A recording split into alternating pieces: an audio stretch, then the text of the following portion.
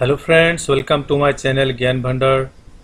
Lavlina Borgohai. আজিৰ তাৰিখত চাগে দেশত এনেকুৱা কোনো ব্যক্তি নোলাব যিয়ে লাভলিনা বৰগোহাঁইৰ নাম শুনা নাই। চলি থকা অলিম্পিক গেমছত লাভলিনা বৰগোহাঁইয়ে ব্ৰঞ্জৰ পদক নিশ্চিত কৰাৰ পিছত বৰ্তমান তাই সকলোৰে হৃদয়ৰ মণিকোঠাত বাতৰিৰ শিৰোনামাত।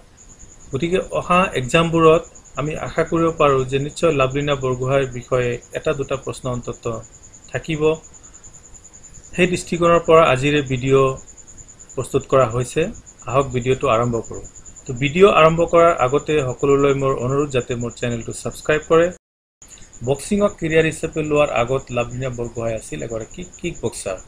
লাভলিনা বৰগোহাঁইৰ দুগৰাকী যমজ বায়েক আছিল, নাম লিচা আৰু লিমা। সেই দুগৰাকীও কিক বক্সিঙত নেশ্যনেল লেভেলৰ খেলুৱৈ আছিল।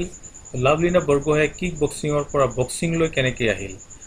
2012 চনত লাভলিনা বৰগোহাঁইৰ স্কুল বৰপথাৰ হাইস্কুল যিটো গোলাঘাটত অৱস্থিত, তাত স্পৰ্টছ অথৰিটি অফ ইণ্ডিয়া অৰ্থাৎ ছাই গুৱাহাটীয়ে বক্সিঙৰ প্ৰশিক্ষণ শিবিৰ অনুষ্ঠিত কৰিছিল, য'ত লাভলিনা বৰগোহাঁই অংশগ্ৰহণ কৰিছিল। তাতে sports authority of India Lovlina বৰগোহাঁইক বাছনি কৰিছিল।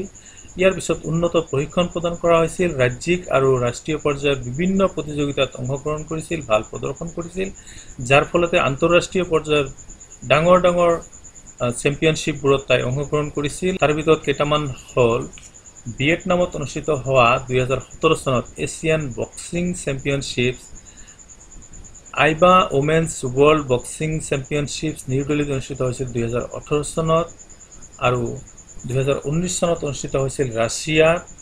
এই দুয়োটা খেলতে অংশগ্ৰহণ কৰিছিল। 2018 চনত অষ্ট্ৰেলিয়াৰ গোল্ড কোষ্টত অনুষ্ঠিত হোৱা কমনৱেলথ গেমছতো তাই কোৱালিফাই কৰিছিল।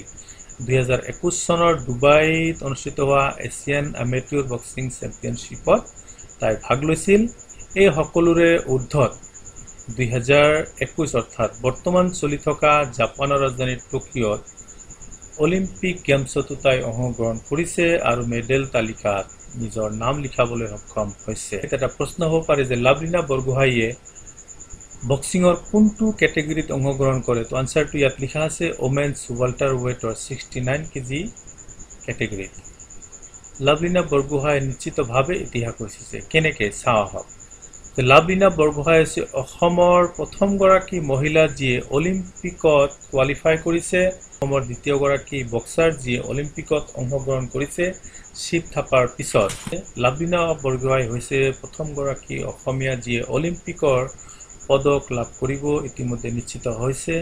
লাভলিনা বৰগোহাঁই হৈছে ভাৰতৰ দ্বিতীয়গৰাকী মহিলা বক্সাৰ আৰু অভাৰঅল তৃতীয়গৰাকী বক্সাৰ যিয়ে অলিম্পিকৰ মেডেল তালিকাত নিজৰ নাম লিখাবলৈ সক্ষম হৈছে। তো প্ৰথমগৰাকী বক্সাৰ হৈছে বিজেন্দৰ সিং, যিয়ে 2008 চনৰ বেইজিং অলিম্পিকত ব্ৰঞ্জৰ পদক লাভ কৰিছিল। দ্বিতীয়গৰাকী বক্সাৰ হৈছে MC মেৰী কম, মণিপুৰৰ আমি সকলোৱে জানো, যিয়ে 2012 চনৰ লণ্ডন অলিম্পিকত ব্ৰঞ্জৰ মেডেল লাভ কৰিছিল। লাভলিনা বৰগোহাঁইয়ে 1997 চনৰ 2 অক্টোবৰত জন্মগ্ৰহণ কৰিছিল অসমৰ গোলাঘাট চহৰত। লাভলিনা বৰগোহাঁইৰ পিতৃৰ নাম টিকেন বৰগোহাঁই আৰু মাতৃৰ নাম মামণি বৰগোহাঁই। লাভলিনা বৰগোহাঁই ইতিমধ্যে বক্সিঙৰ বিভিন্ন চেম্পিয়নশ্বিপত অংশগ্ৰহণ কৰি কি মেডেল লাভ কৰিবলৈ সক্ষম হৈছিল চাওঁ আহক। 2018 চনত ব্ৰঞ্জৰ মেডেল লাভ কৰিছিল আইবা women's world boxing championship new দিল্লীত। 2019 চনতো ব্ৰঞ্জৰ মেডেল লাভ কৰিছিল আইবা ওমেন্স ৱৰ্ল্ড বক্সিং চেম্পিয়নশ্বিপ, যিটো ৰাছিয়াত অনুষ্ঠিত হৈছিল। এছিয়ান চেম্পিয়নশ্বিপবোৰৰ ভিতৰত এছিয়ান বক্সিং চেম্পিয়নশ্বিপ, যিটো ভিয়েটনামত অনুষ্ঠিত হৈছিল 2017 চনত, তাত ব্ৰঞ্জৰ মেডেল লাভ কৰিছিল। এছিয়ান এমেটিউৰ বক্সিং চেম্পিয়নশ্বিপ, যিটো ডুবাইত অনুষ্ঠিত হৈছিল 2021 চনত, তাতো ব্ৰঞ্জৰ মেডেল লাভ কৰিছিল। আনহাতে 2018 চনত অষ্ট্ৰেলিয়াৰ গোল্ড কোষ্টত অনুষ্ঠিত হোৱা কমনৱেলথ গেমছত কোৱালিফাই কৰিছিল, কোৱাৰ্টাৰ ফাইনেললৈকো পদাৰ্পণ কৰিছিল, কিন্তু দুৰ্ভাগ্যবশতঃ মেডেল লাভ কৰিবলৈ সক্ষম হোৱা নাছিল। এইখিনিতে জাপানৰ ৰাজধানী টকিঅ' চহৰত অনুষ্ঠিত হৈ থকা অলিম্পিক গেমছত লাভলিনা বৰগোহাঁইৰ যি মেডেল যাত্ৰা, সেই মেডেল যাত্ৰাৰ বিষয়ে তুৰতে এবাৰ চাওঁ আহক। ৰাউণ্ড অফ 32 অৰ্থাৎ প্ৰথম ৰাউণ্ডত লাভলিনা বৰগোহাঁইয়ে বাই লাভ কৰিছিল। ৰাউণ্ড অফ 16ত জাৰ্মানীৰ নেডাইন এপেটছৰ বিৰুদ্ধে 3-2 ব্যৱধানত জয়লাভ কৰিছিল। কোৱাৰ্টাৰ ফাইনেলত তাই চাইনিজ টাইপেৰ চেন নিয়েন চীনক 4-1 ব্যৱধানত পৰাজিত কৰি ব্ৰঞ্জ মেডেল তালিকাত নিজৰ নাম লিখাবলৈ সক্ষম হৈছে। ছেমিফাইনেলত তাই তুৰস্কৰ বাছেনাজ চাৰ্মেনেলিৰ বিৰুদ্ধে খেলিব অহা 4 আগষ্টৰ পুৱা 11 বজাত।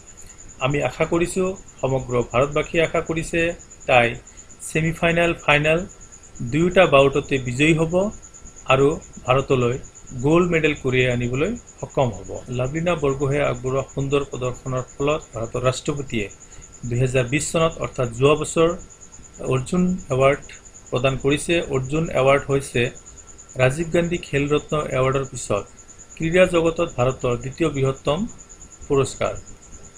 এইখিনিতে অৰ্জুন বঁটা লাভ কৰা অসমীয়া খেলুৱৈসকলৰ তালিকা মই প্ৰদান কৰিছোঁ, চাই লোৱা হওক। ভোগেশ্বৰ বৰুৱা 1966 চনত অৰ্জুন বঁটা লাভ কৰিছিল, প্ৰথমগৰাকী অসমীয়া হিচাপে। তেওঁৰ জন্ম 3 ছেপ্টেম্বৰ আৰু এই 3 ছেপ্টেম্বৰ দিনটোক অসমত অভিৰুচি স্পৰ্টছ ডে হিচাপে পালন কৰা হয়।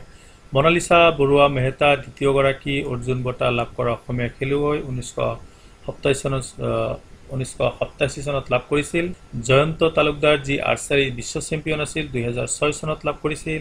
শিৱ থাপা 2016 চনত, হিমা দাস ধিং এক্সপ্ৰেছ 2018 চনত অৰ্জুন বঁটা লাভ কৰিছিল। লাভলিনা বৰগোহাঁই 2020 চনত অৰ্জুন বঁটা লাভ কৰিছে। যদি ভিডিঅ'টো ভাল লাগিছে লাইক আৰু শ্বেয়াৰ নিশ্চয় কৰিব আৰু মোৰ চেনেলটো ছাবস্ক্ৰাইব কৰিব। সকলোকে ধন্যবাদ জনাইছোঁ।